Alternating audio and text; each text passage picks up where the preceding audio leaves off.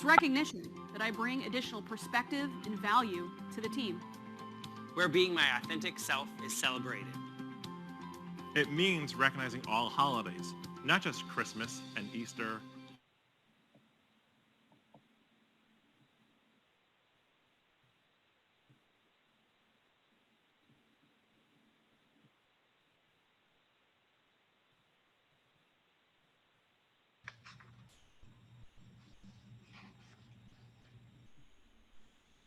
My newborn son.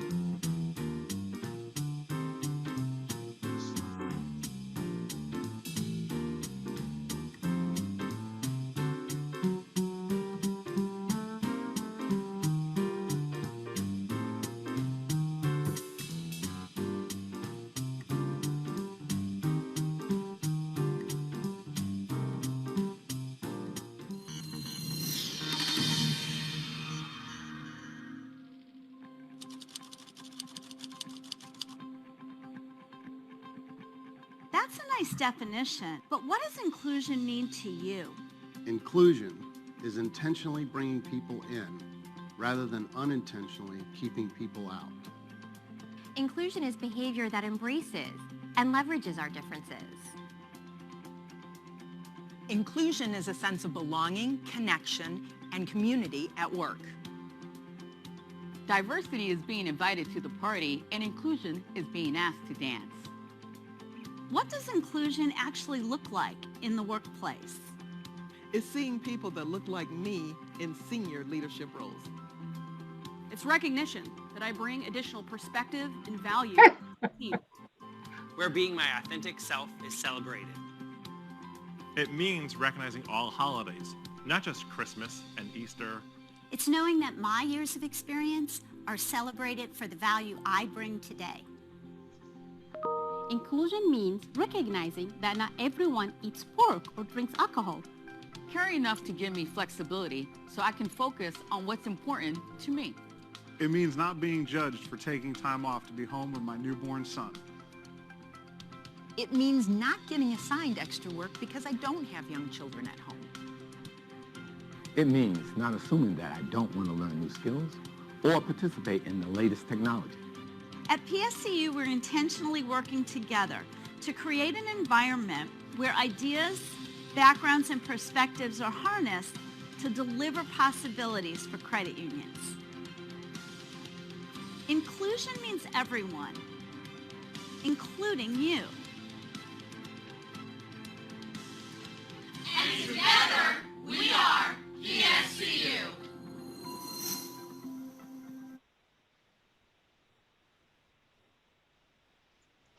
Good afternoon, everyone. Good afternoon, everyone. I have the distinct pleasure, here we are on day 5, and just want to let you know, last evening had a great conversation with this group, Chairman Hood, so they're a lively group, and open to 40 years and under.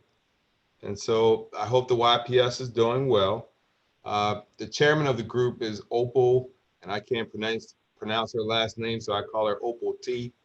But I know she's on the Zoom meeting. So hopefully you enjoyed our conversation that we had yesterday, everybody. And I have the distinct pleasure this afternoon to introduce you to the chairman of the NCUA. And so I will let him kind of talk to you about that. But before we get there, just want to let you know he's the first African-American to lead a banking regulatory agency. And so I'm going to read his bio, and then I'll let him jump in, and we'll go from there.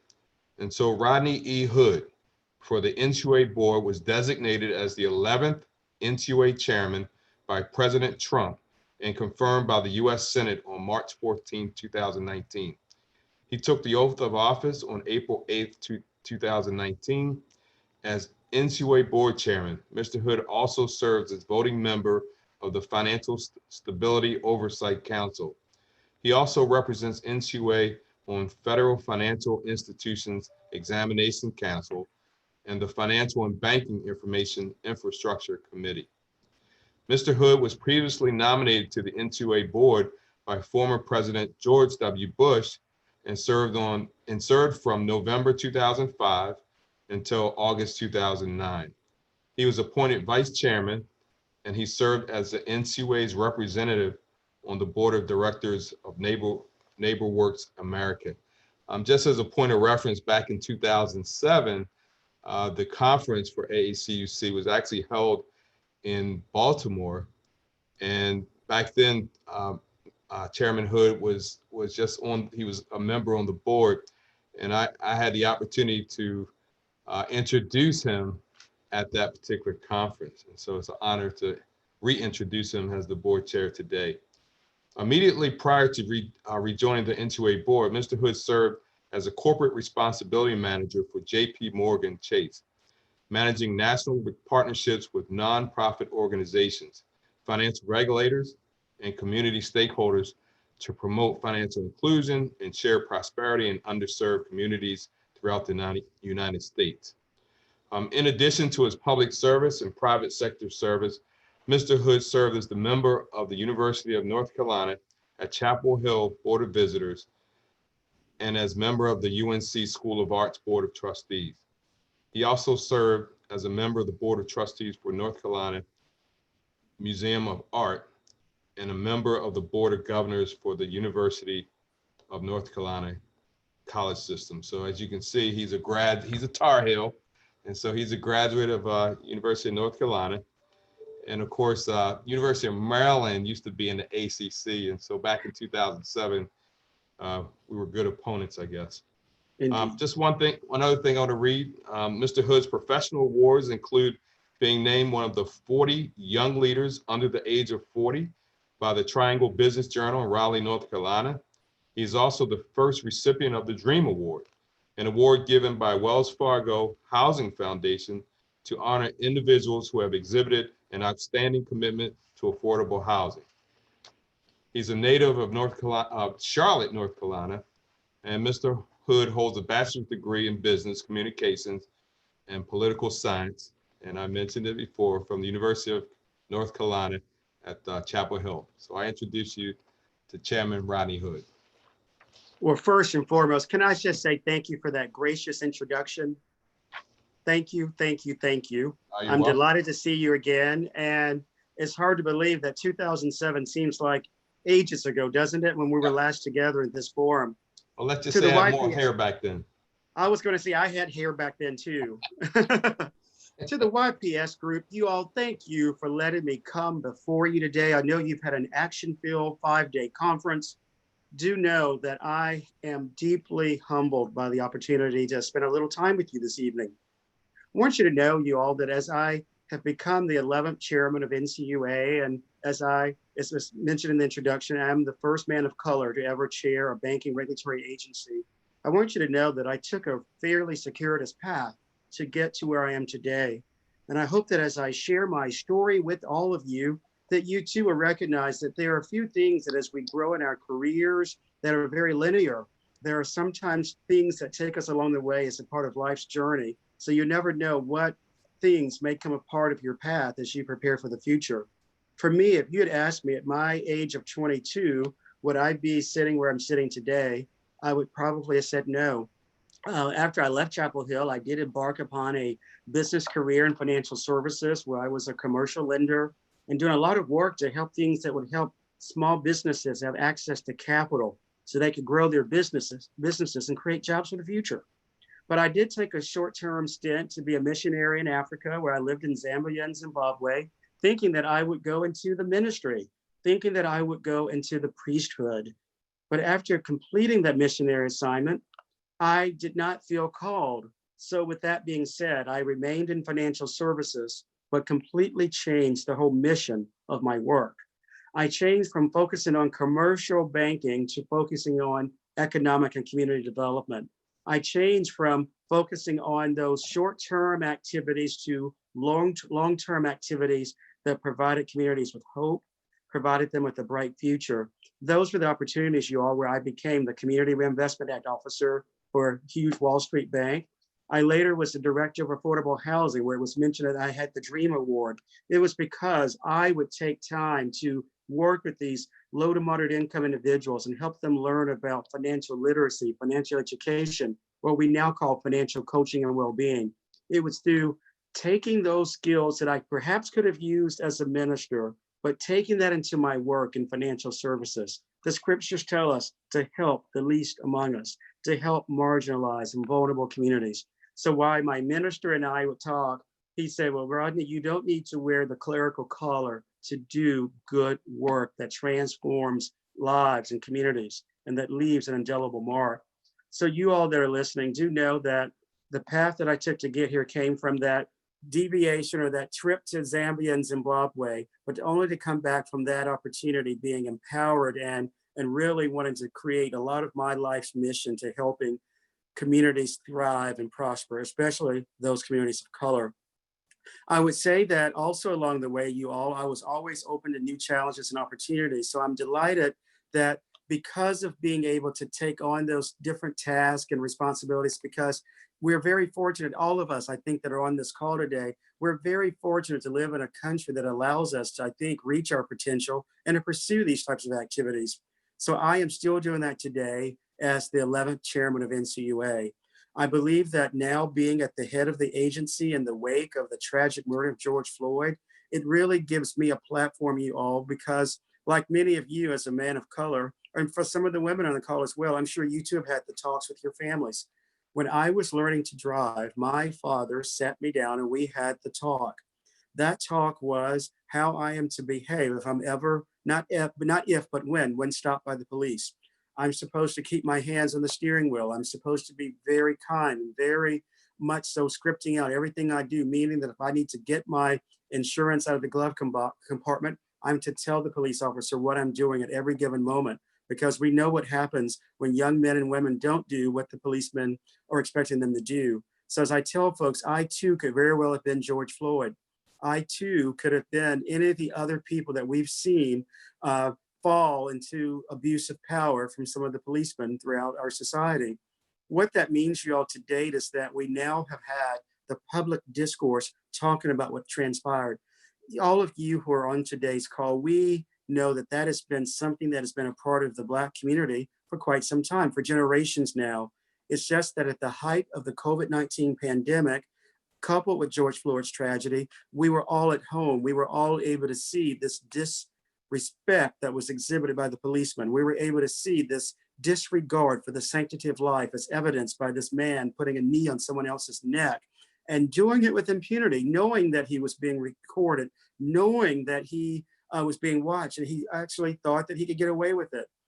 You all, that to me was a wake-up call for me to no longer remain silent about these issues. Typically, these types of issues would be things that we would talk about amongst ourselves with family members. But for me, you all, as the 11th chairman of NCUA, I thought as a man of color, I would be derelict and feckless in my responsibilities if I did not use this opportunity to let folks know that we cannot stand for systemic racism to continue to permeate society the way it is today.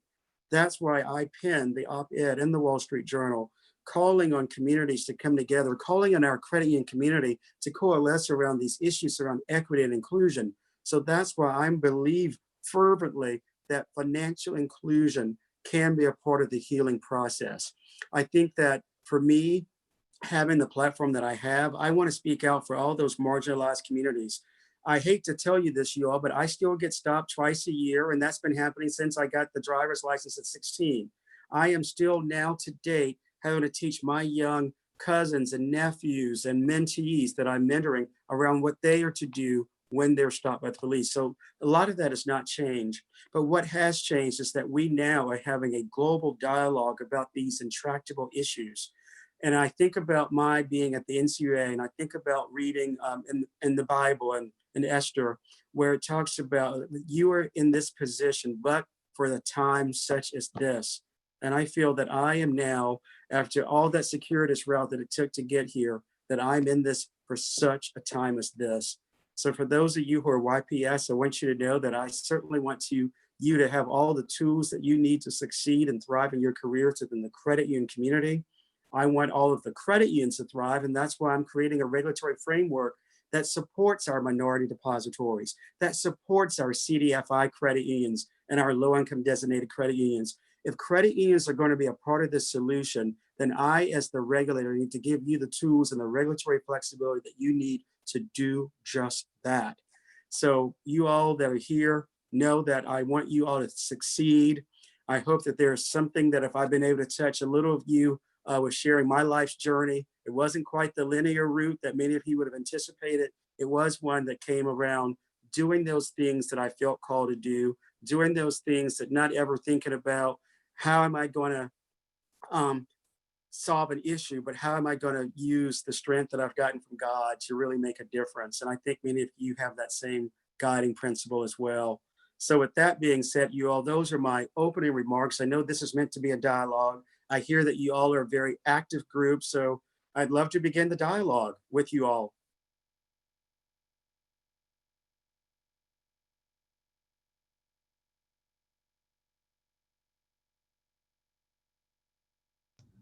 And they will warm up, Chairman Hood. They are an active group. So let me just jump in here, though.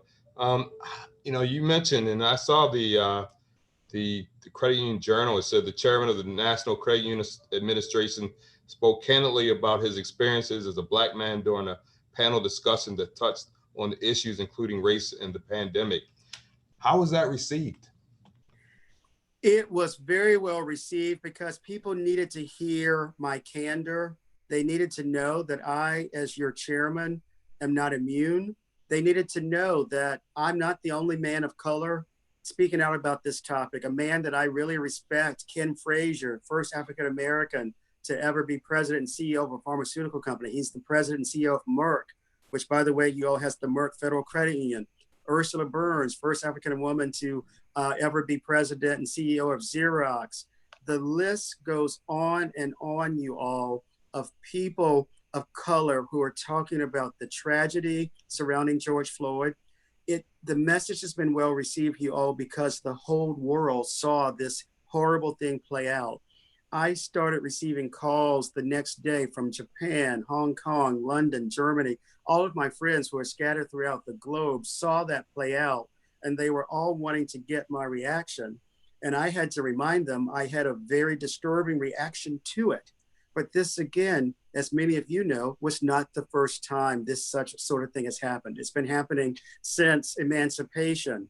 The only thing is now that because of COVID-19, we already knew about some of the disproportionate outcomes that we're seeing, how COVID-19 is affecting communities of color more predominantly than other communities. To have that coincide with the murder of George Floyd, it made it all more pronounced. So the whole world saw it. And because I would say our routine has gotten a bit slower now because many of us are working from home.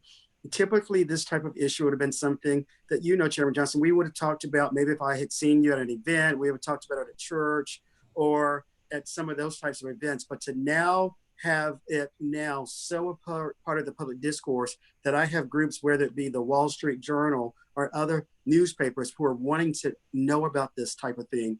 You all, I would never have had the platform to discuss this were it not for such a time as this. Had I talked about these issues as aggressively and as diligently as I'm doing it now, I would have been labeled the angry Black man. Now I no longer have that moniker because it is a decision that I've made, decided to say, you know what? I want people to know I'm not immune. People often will tell me, well, Rodney, how can you be stopped? You're a chairman of an agency. You've worked for these venerable companies. But you all, when I get stopped twice a year, and I do really mean it, I still get stopped twice a year, even dressed like this. They never once ask what's on your CV. They never once ask, have you been a Board of Regents member for your college system? Have you now gotten a chance to oversee 5,000 credit unions? The mindset is if you stop someone who looks like me long enough, you're probably going to find something wrong. And they're always so disappointed, the police, when they pull me over for doing nothing wrong, thinking they'll find something. And they're like, you have no warrants, you have no missed alimony, you've never even had a parking ticket. So again, that's been an issue. That's been the perturbations that I've had to live with since becoming a man. And I know many other folks in our society are dealing with those same issues. So it's not just me. So I'm speaking out now to let you young YPS people know, though I'm not immune from it happening, I'm prepared for it when I am stopped. But more importantly, I now have a wonderful platform to address and talk about these issues. And if I can go a little longer, not longer, but I want to make another sidebar. In following the Wall Street Journal op-ed, and I hope you've had a chance to read it while I talk about financial healing and talk notably about our minority depositories. I also, when you introduced me earlier, you talked about my being on the Financial Stabilization Oversight Council. You all, that's a committee comprised of me, the OCC, who sees all the large Wall Street banks, the FDIC, the CFPB, the whole alphabet soup of all the folks who are responsible for the American economy. I was so taken by what was going on with George Floyd that I reached out to them as a governing body to say, I would like for us to issue a statement of all of us, how we're going to eradicate or stand to eradicate systemic racism, and how we all want to stand for fair lending, fair housing, and equitable credit to all, so that there can be greater financial accessibility and shared prosperity. And I want you to know that all of those governing bodies all joined me in issuing a very well-crafted statement on how the governing bodies of all the regulatory agencies in DC are uniting together to stand against what we saw play out against George Floyd, but also to stand up for financial inclusion. I saw that whole group come together, you all, in about 3 days for us to approve a statement. And not to speak disparagingly, but it normally would take 3 weeks just to get us all with our calendars to align.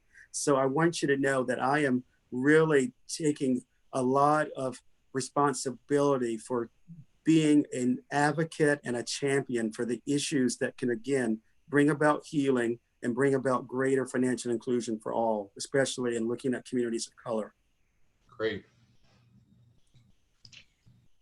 I have something I'd like to ask. Oh, hi there. Stacey, go for it. Oh, thank you, Melanie. Hi, first, I would just like to say thank you so much for sharing this time with us. Listening to you on the panel just before this was incredible, and it's really wonderful to have this this direct connection with you right now for this hour. So thank you. We really appreciate it. I am part of the crash that was brought by the Cooperative Trust in ACUC, and you know, we're being joined also with the YPS group, and there's been discussion of things that we can start working on as a team for the next coming year to work on this commitment to change and moving everything forward.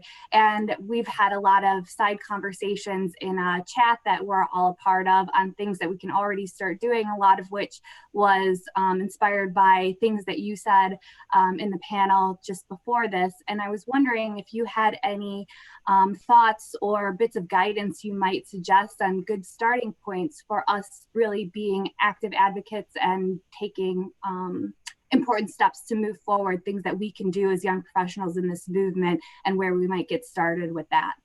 I love that question. What a very timely and relevant question. I think first and foremost, the fact that you all have seen the need to coalesce around this particular issue is important. I'm hoping that you all can continue to have maybe forums and dialogues, because people need to come together to discuss this issue. As you know, many of us in society today, we often can have short attention spans. So we have to, as was mentioned in the earlier panel, we have to really act now, because we don't know what the next hashtag is going to be. So I'm hoping that you all can continue to provide a lot of thought leadership around this issue. But I also want to think that maybe coming up with some concrete steps as well. When I talk about concrete steps, what are some of the things that you all are doing with your generation? Because you have such energy. I'm hoping that you all are looking at opportunities to mentor that young generation. Maybe they're in junior high or high school. How are you helping them think about opportunities for the future around perhaps careers in financial services? One of the reasons I want to mention that is we still to this day do not see communities of color represented in a lot of the credit unions or the banking institutions for that matter. Well, I think we are making inroads. Let's now make sure that we are going to be letting folks know of job opportunities that exist so they can be a part of the solution. You have to see it to become it. So the more they see all of you with that thirst and commitment, I think it's going to bode well for the future. For example, I'm delighted to know that UNCF is playing a role in some of the support of today's conference proceedings. You all, if we are going to be able to build a pipeline of talent in this industry, in this arena, we're going to need to change our recruiting and maybe look more at the HBCUs, the historically minority serving institutions. How do we do that? We do it with young people like you who have those ties. I think another piece when I talk about mentoring, I think mentoring them, but also talking about financial health. I know when we were all younger, we talked about all it was about financial education. It's not about teaching someone how to read their credit report. It is about life coaching, financial skills around budgeting, around economic sufficiency. And that comes from really having folks really do that deep dive around having financial coaching models. And a lot of you on this call, I know that you're all really working actively in financial services. So those are things you can do by volunteering or using fintech, maybe podcasts and things of that nature. I think another thing that I would love to see is how we've had a lot of the high schools that I've seen that have done some credit unions. For those of you who are volunteering locally, if you can maybe help spur new credit unions that are in some of the high schools, that is something that I was able to go to not too long ago. In fact, it was last November. There was a high school that was in a community that was 99% minority, where that credit union was learning all about Bank Secrecy Act. They were learning about accounting issues. And these were all high school folks So those folks are going to be a pipeline for the future, but also they are already teaching a lot of their parents about budgeting and financial coaching. So I'm sorry for such a long-winded response, but I think a lot of it is around you using the power to convene and bring people together. So continue the dialogues. You're looking at ways of building out a pipeline of talent as you're having those discussion events, making sure that you're reaching out to that next generation so they can know that there are some great career opportunities that await them, especially as we're seeing the browning of the American society, meaning we're going to see minority communities growing exponentially over the next 10, 15, 20 years. So are we building a pipeline of individuals who will reflect that diversity in a lot of our institutions? And then also encouraging the creation of our minority depositories. It's about being proximate. Those MDIs are the ones that are so closely tethered to communities that need that capital the most. The capital to buy the homes for the future, the people who are providing the capital for people to get the loans, to get their cars, to go to and from work. So there's a whole ecosystem that I think that can be spurred from more MDIs and things like that. But I applaud you all, and let me know how your convenings are going. Who knows, maybe I can pop in like this to say hello. We will hold you to that. Thank you so very much. That was a wonderful answer, tons of information, and we appreciate that future promise. Yes, and I will honor that. As many folks would tell you, I enjoy the interaction. It would be selfish for me to never have opportunities like this. I want to be accessible because I want you all to know that it took people talking to me when I was young, like all of you, and it was events where you're like a sponge and you're absorbing it all. So anything that I can do to catalyze your success and development, I'm all for it. So follow up with NCUA and we'll make it happen. And let's hope it'll be in person one of these days too.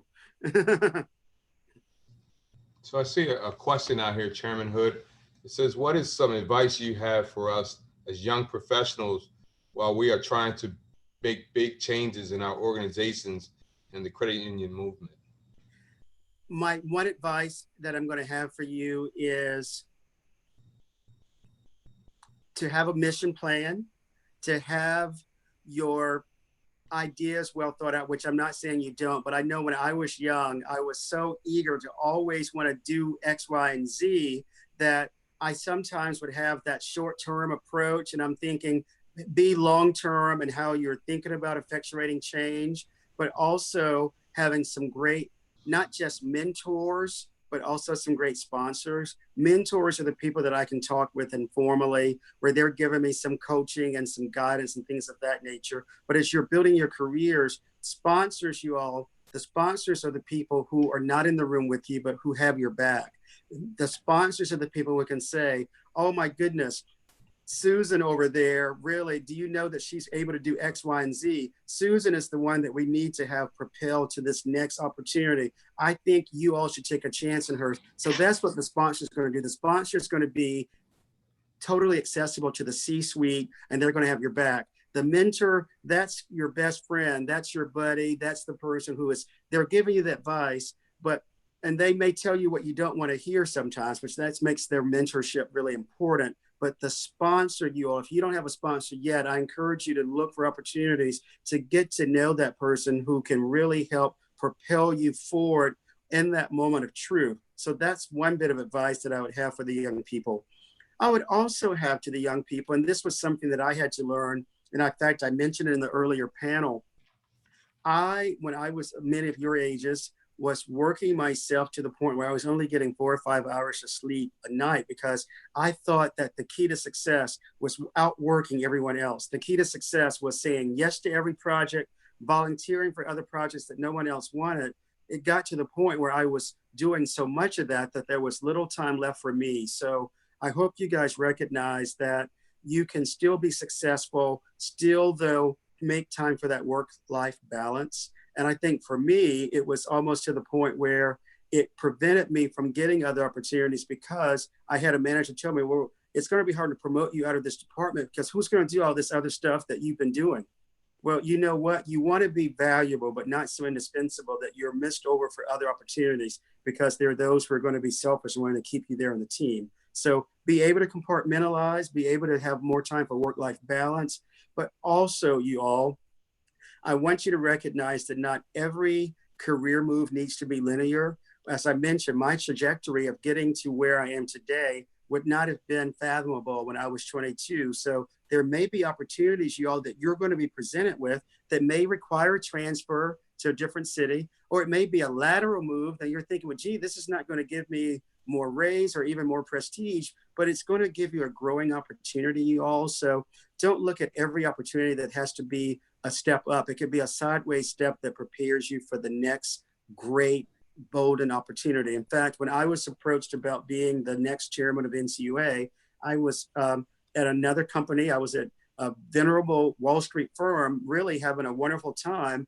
carrying out my mission of helping marginalized communities. But yet I looked at what had been presented and I felt that I had been called to join the NCUA, and again, for such a time as this. So I just encourage you all to look at things through that type of lens.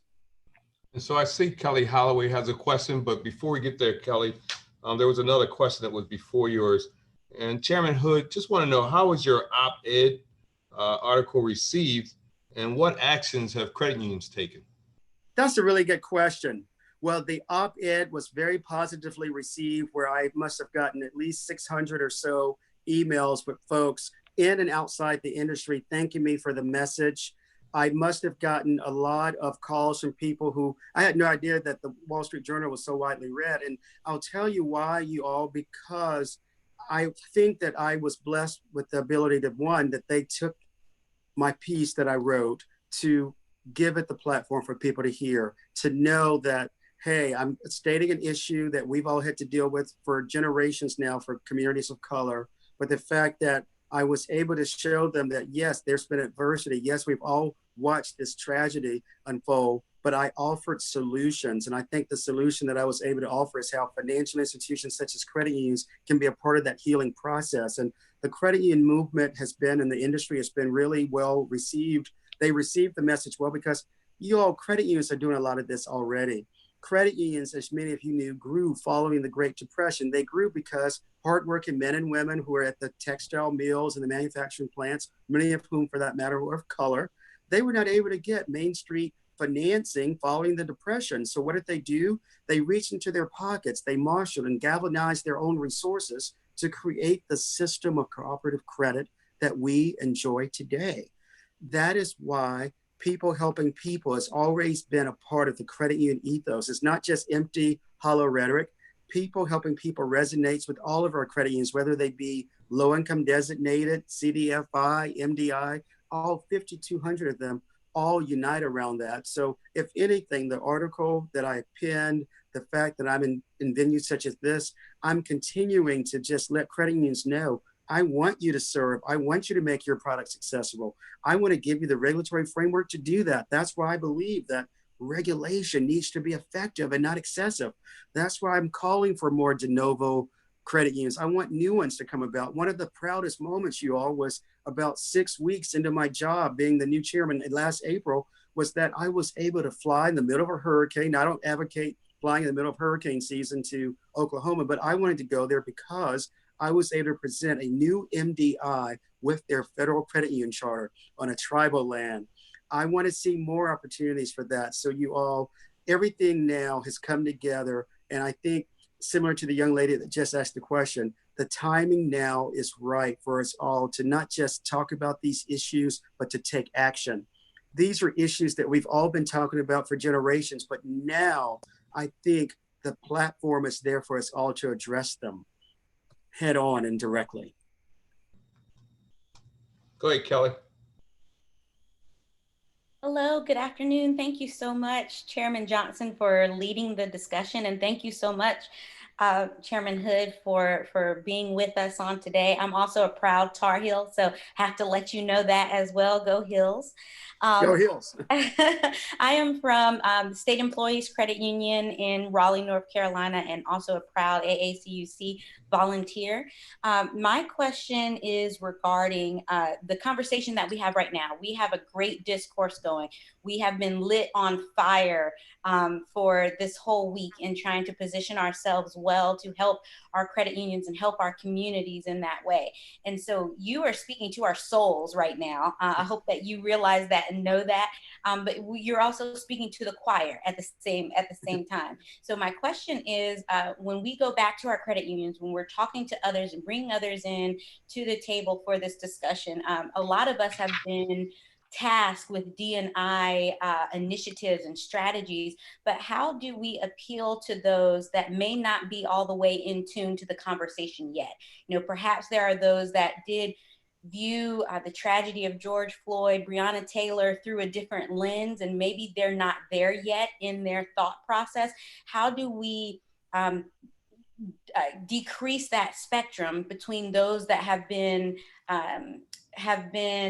affected by racism, even on a personal level, to those that don't see it, don't know it, don't recognize it? How do we bring that spectrum closer together and make sure that those conversations happen in a safe space so that the people that need to hear us can transcend that message and understand that we're all moving forward in this?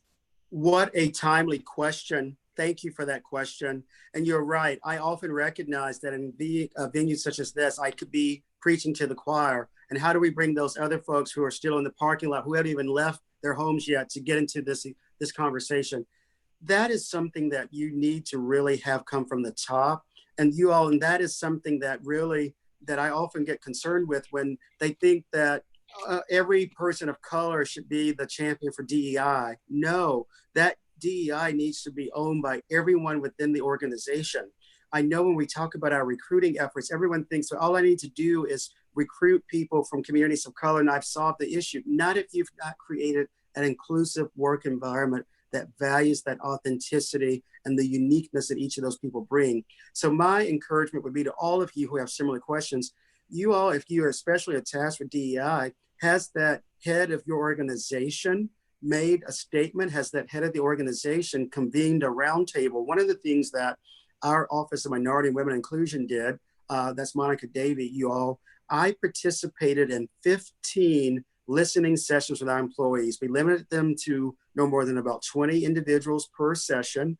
And it was to talk about these issues, to give individual employees a safe space where they could come together. There were some people who wanted to talk and there were some who just wanted to listen.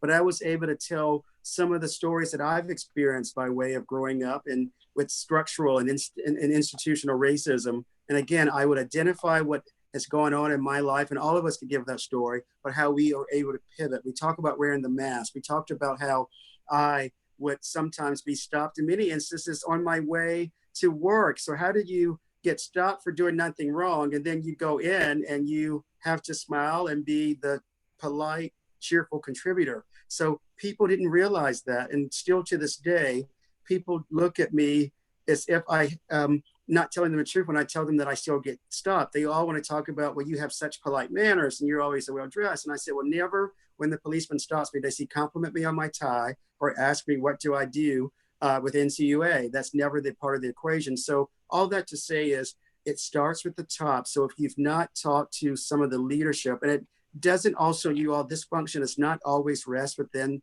human resources. It's something that needs to be shared throughout all of the leadership. So I believe that they all need to be a part of the equation. And I'm not saying that you need to frighten them, but I'm saying that they need to realize that in order for this to be a part of the company's culture, it just can't be one or two employees. It needs to start with those folks who have direct hiring authority. It needs to start with those who can really put it as a part of the mission statement. And also, if you're not going to be able to appeal on a lot of the, what I would say, just because it's the right thing to do because of the emotional aspects, because of the business principles as well. We all are reminded of the McKinsey study that talked about diversity and equity as a strategic business imperative. We know that those companies that have good, strong diversity in their midst, they are the companies that have good employee engagement, but also good, strong revenues. And if you're not going to even buy into DEI just because it's the right thing to do, buy into it then through recognizing it's going to improve market share, market penetration. And again, why would anyone want to leave 40 or 50% of the marketplace unattended to? Those who are going to be able to provide those solutions are the ones that are going to be able to really help promote greater growth for their entities. I know we in the credit unions, we get it, but again, I think there's some lessons learned. But again, back to your original question, leadership, having it come from them, statement, having some dialogue, and also seeing if there are some activities that they will be willing to support. I mentioned HBCUs as a way of recruiting. Are they supporting internships? Are we giving individuals tangible things that can be done? I know there's a lot of emotionalism now where everyone is wanting to give philanthropic dollars, but you all, what happens when that hashtag changes? But if you're looking at this as a strategic imperative, no matter what the hashtag is, if DEI is embedded into your earning stream, your recruiting strategy and all that, it's not something that could be bumped off the shelf until the next issue manifests itself in our society. It's a part of the DNA. Thank you so much for that beautiful answer. We've got a lot of things going and going to be working towards that, getting into some good trouble, and we're going to keep you updated, I promise. Please do. It's an issue that I care about. And one of the things that I really do care about you all, and that is, as you diversify the employment, as you bring folks from underserved communities into the ranks, we need to make sure that we're building an environment that values them. Otherwise, it's just a check the box exercise. And I don't want to ever have any of you checking a box to say, oh, Chairman Hood, we've added 40 people of color to our organization. They're Asian, they're Hispanic, they're African-American. And then I come back the next year and you tell me that of the 40 you've hired, only 12 are still there. Well, that means that you were able to attract, but were you able to retain? Were you able to cultivate? So I think, again, that needs to be a part of the equation around building the inclusive culture, because otherwise we run the risk of it being a check the box. And people can recognize when that's happening. In fact, I'll never forget when I was asked by a company many years ago, and I was very polite in how I responded. So I want you to know the chairman always believes in being kind and polite. And they said, Mr. Hood, we so enjoy having you at our company and you're doing such a good job. Would you be willing to share a lot of your other African-American contacts with us so maybe we can hire them? And I said, well, you know what, let me be sure that I know how you're treating the people who already work with you of color before I make that offer. And it was a bit of silence, a little bit of a uncomfortable pause, but it was one of those things that, no, let's make sure that we have the right culture in place so that we can then know that this is not just, again, a check the box exercise. So I saw that Melanie had a question. So why don't you go ahead and ask the question, Melanie? Thank you. And thank you again, Chairman Hood, for all of your contributions today. So my question is a bit twofold, actually, and I'm coming from a state association myself. So the questions that I have hopefully are relevant to you as well, just from the perspective of some credit unions and what we're hearing. One of my questions kind of goes along with Kelly's, but a little bit more specifically. I'm not sure how this is appearing in other states or how you've seen this show up in the phone calls that you've received. But early on, I know that we had received some calls from credit union CEOs who their specific charter is geared towards the police force, first responders and different folks there. And, and maybe that there have been some conflicting views where maybe that CEO wants to make a statement, but perhaps, the board, they may have the wrong perspective as to how supporting the movement means that you are also supporting our police officials. And I like to think that hate doesn't live in a uniform. It's just part of, whether, you're an officer or you're someone else, it shows up in who we are. And so one of the things I'm wondering is, what would you say to those credit unions and those CEOs who maybe have that challenge? And then my only other question was about your assessments. I know last year you guys are really rallying to get assessments and having a hard time. And we had credit unions still thinking, oh my gosh, I'm small, I'm basically close to getting merged in, I don't want this to be the next factor that causes that when we've got 2 employees. I think you touched on that a little bit, that it's about the quality of the culture and not about numbers, but just any thoughts and how is that process going for you? Well, twofold question, and thank you, both very timely questions. I could not agree with you more that hate does not live in the uniform, and I want to thank you for asking that question, because if you had not asked it, people would assume that a lot of the institutional and systemic racism that we are discussing as a society only relates to men and women in police uniforms. And you all, that is not the case at all. Let me state what you've just already stated. Hate does not reside in uniforms. Of course, we still recognize that law-abiding folks, we want to have a strong police force for the good things that they are supposed to do.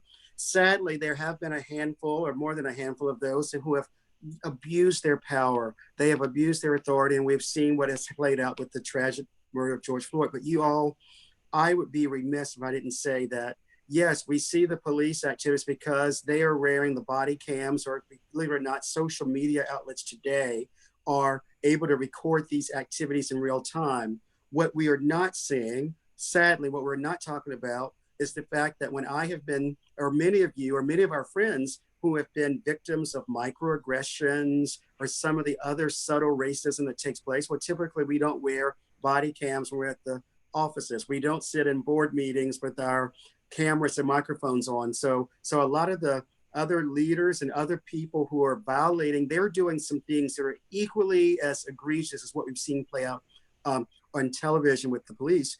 There are leaders in other segments that are doing some of the same things that they need to be held responsible as well. So yes, hate does not at all live in a uniform. Regarding the credit unions who are serving those fields of membership, of course, we want to treat those fields of membership the way we treat them all. We want them to know that we want them to be a part of the credit union system. We want them to know that we're in it together. It's around people helping people. Of course, we're not going to start judging, oh, we like your industry, we don't like your industry. So no, I just pains me that the police people in many instances have been mischaracterized, because there's a small percentage who are being abusive, but it's these other folks who are doing the same thing. So when I talk about leaders in maybe corporate America, so maybe that CEO or that division executive may not be putting, sadly, a knee on someone's neck. That CEO could very well, they'll be putting his knee on his or her career, an opportunity for advancement. So I equate a lot of those in the same similar rubric of sorts. So credit unions that are serving that membership, still be proud of the membership. Again, we don't want to throw everyone out and paint them with the same broad brush. I mean, I, as a person, as a man of color, I know what it happens when we're all painted with the same broad brush. So just as we are calling for inclusion, we also have to be inclusive ourselves in terms of how we are looking at some different individuals or different groups. So thank you for that part. So I hope that answers it, that no, we're not going to paint them all with the same broad brush. We're going to welcome them and work with them, but the ones who are misbehaving, they need to be called out and held accountable. Regarding the assessments, of course, we want the credit unions. I love credit unions of all asset sizes. I certainly love it when I go see that $3 million credit union that's in the basement of a church, or when I go to that multi-billion-dollar credit union that's on a sprawling complex that are showing me everything. What really makes the system so spectacular is that the 121 million members of credit unions today have a whole panoply of credit unions of all asset sizes that can help them meet their needs. At the end of the day, I want the small ones because they get to really add that special touch. I want the large ones because they can do some things around digital automation and all of that. At the end of the day, it's beautiful and I want to see it. I don't want to just only regulate large, complex credit unions. I mean, it'll be fun. We have the staff to do it, but I want to be able to make sure that we are empowering those smaller institutions, because it goes back to my earlier statements about being proximate.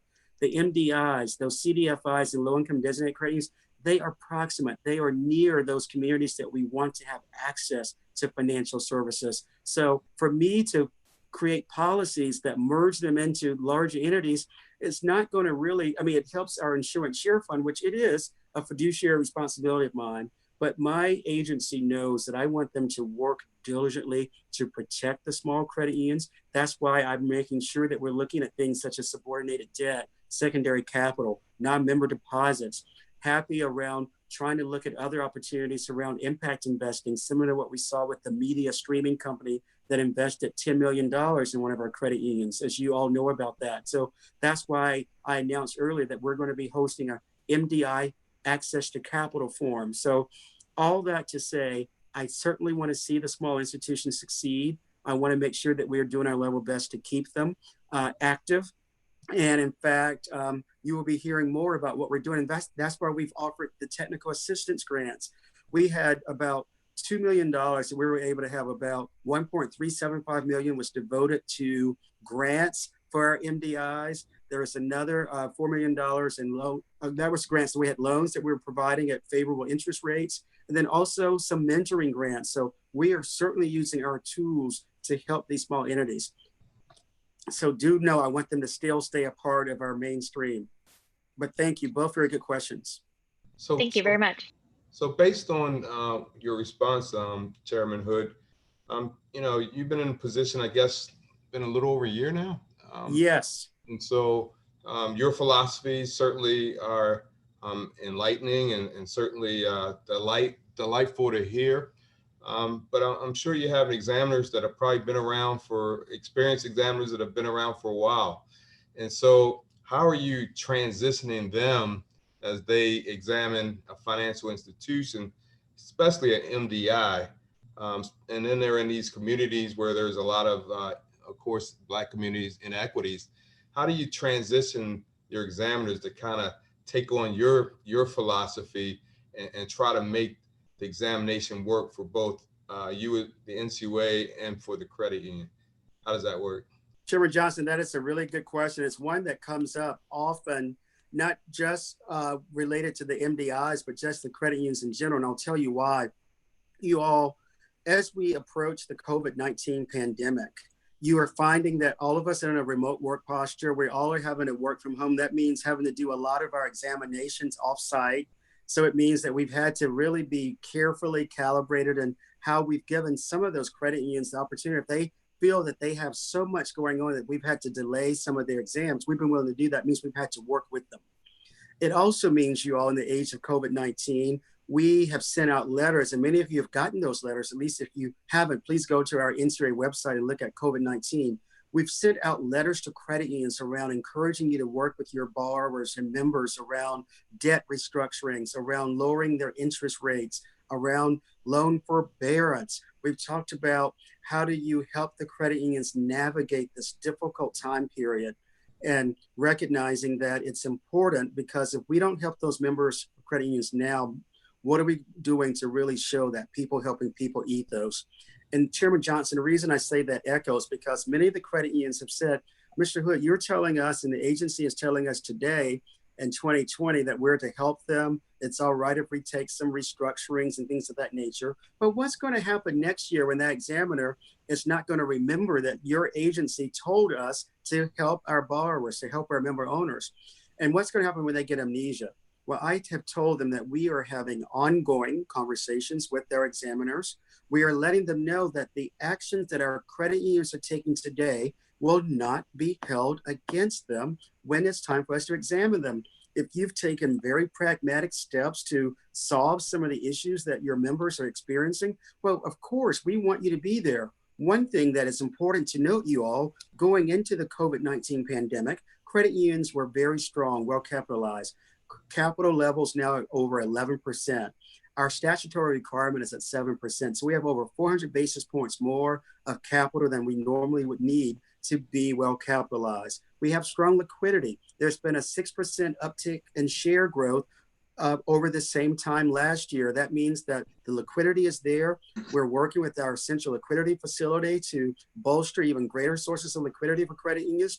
In addition to that, you all, I am meeting a lot with the Federal Home Loan Bank, Federal Reserve. So we have a lot of the tools that the credit unions need to withstand any of the headwinds that we are expected to perhaps experience over COVID. So back to your question about MDIs, that same philosophy holds true. We are wanting our examiners to know that we need to work with our MDIs who are taking opportunities to assist their member owners. They also need to recognize that it's not going to be a one-size-fits-all approach to our examination. In fact, I believe that we, when we're doing our exams, need to look at the asset size and complexity of the credit union. So that $3 million credit union in the basement of a church is not going to have the full-blown exam that a multi-billion-dollar credit union would have, where we're looking at some different areas. Still going to look at risks, still going to look at safety and soundness, but calibrate it through a different lens.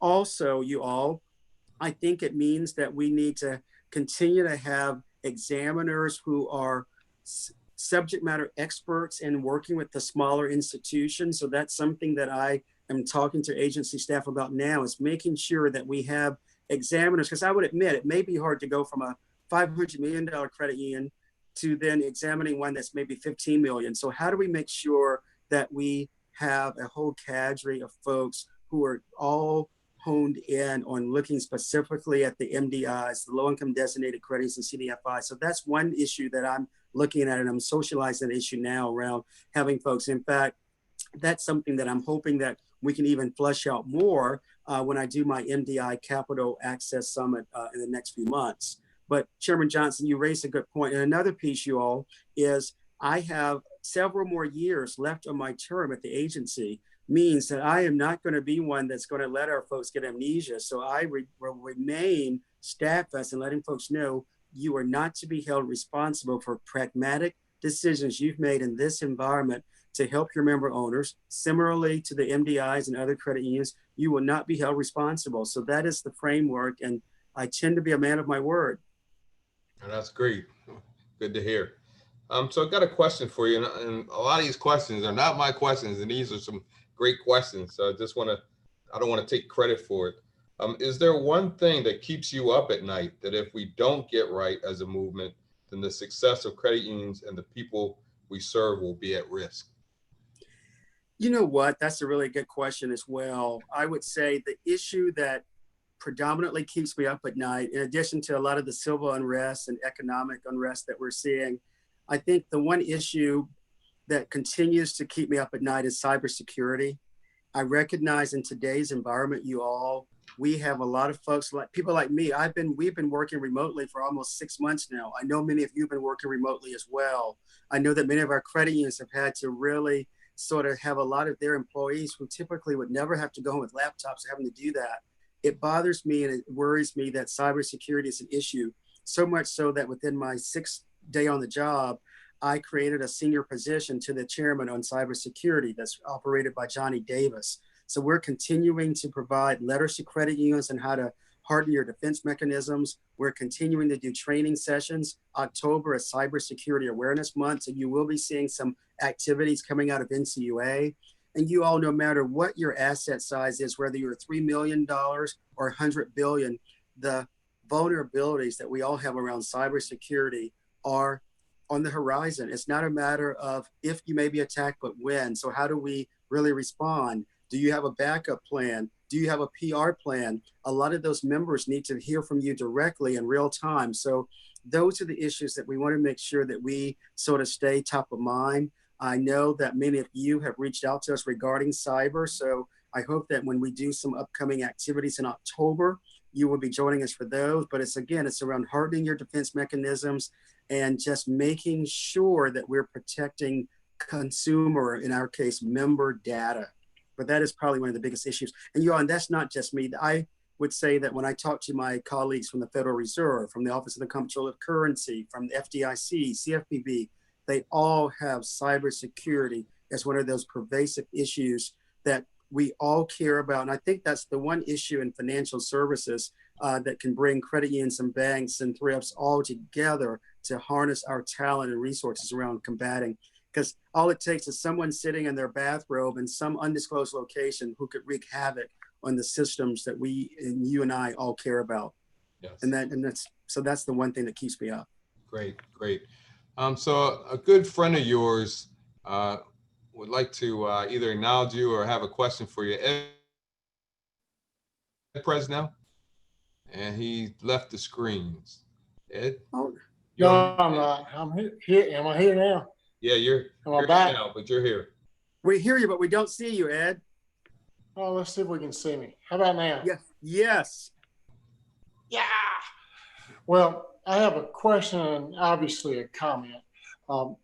Chairman Hood, I think we could not be more fortunate to have someone in your capacity that is so balanced and gentle and overall diplomatic in everything that you do, but yet have such a vision that's broad-based to serve 120 million people in this country. So that's a huge responsibility. and we thank you for that. And I personally couldn't be more happy than to have you in this role for years, for several years. And this is a perfect time. Somebody beat me to the punch, but an adjunct to the question about what keeps you up at night, how do you decompress all that you do and all that you have on your shoulders now when you get home at night, wherever home at night may be? And is it your religious background that carries you, your spiritual background that carries you into this settled life that you present? I'm just curious. And again, thank you so very much for all you do. Thank you. Well, you're so welcome. And thank you, Jess, for your support. And thank you for what you're doing. You've been such a vital component of the credit union movement. And I want to especially thank you for your membership in AACUC as a board member. You've not just given it lip service, but you've lived it. You have certainly shown what it means to be an ally. You've done what I talk about from that wonderful writer and lawyer, Brian Stevens. You've not just done it as a drive-by, but you've gotten proximate. You've made it such a part of your DNA, Ed. So I want you to know that allyship is so critically important, and you've been just that. So I applaud you and thank you publicly for that. Thank you. Well, we're at 5:45. And so I just want to really thank you, Chairman Hood, for taking time out of your busy schedule. You talked on a panel today for over an hour, and now you're talking to the young professionals. And certainly we certainly appreciate you speaking and answering openly, being transparent about the questions. I really appreciate the engagement from the young professionals. And also, as Kelly mentioned, we are the souls. And so the question is, how do we keep this thing going and keep it, it's just out of 15 minutes, we keep it going. And so 5:45 will give you the last word, and then we'll shut it down.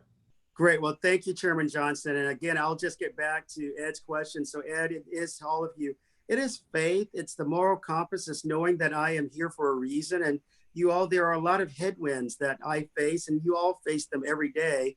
But I'm blessed to be able to know that I'm in this for such a time as this. I feel called to do the work. So I decompress by spending time with my family, with my friends. I believe in not taking myself so seriously that I can't have a good time. I recognize that I can't define myself by what's on my business card, because you all know as well as I that someday that chairman will not be on the card. So for those who define themselves by what's on their card, I think they missed the mark. But if those who define themselves by what they are being led to do and accomplish, and for me, it is being led to help vulnerable, marginalized communities. So when you hear me talking about me being called, it's because I now know that every day I get to wake up helping 121 million people have access to financial inclusion that gets them the homes so they can provide shelter for their families, the loans that they need to provide small business opportunities and create jobs, and the loans to the cars to get them to and from work. So every day I'm enabling these folks. And every day I'm also looking at you all at expansively at inclusion. So not just communities of color, but low to moderate income, disabled populations, people who really need help, LGBTQ. So really being expansive in how we look at all communities who need help now more than ever. It's helping the least among us. So I get to do that. And in so doing, I get to be true to my mission and true to my call. And I know each of you are doing that as well. As I close with you all today, I just want you to know that as we deal with this challenge and uncertain time, know that I continue to pray for all of you in our industry, that you remain healthy, safe, and well. We are going to get through this together. We've gotten through feast, famine. We've gotten through so many other things as a nation, and we are resilient folks. But just want you to know that I am certainly going to continue to roll up my sleeves to give you the regulatory reform efforts that you need to thrive in this environment, but also to give you the fervent prayers for your safety and well-being. Bless you all, and thank you for letting me spend time with you young YPSers. Thank you, Chairman Hood. Thank you so much. We'll leave it right there.